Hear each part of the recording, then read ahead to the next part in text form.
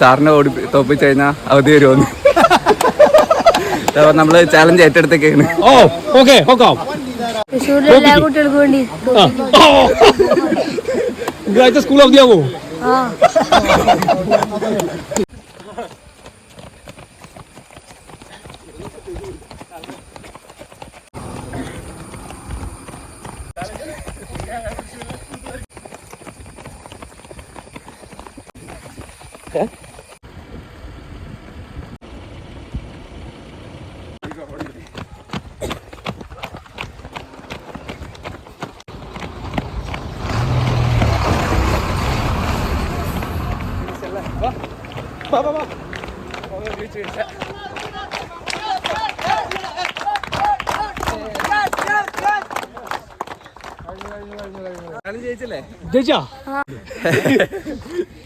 നല്ല റണ്ണാണ്, നല്ല സ്പീഡിലാണ് ഓടുന്നത്.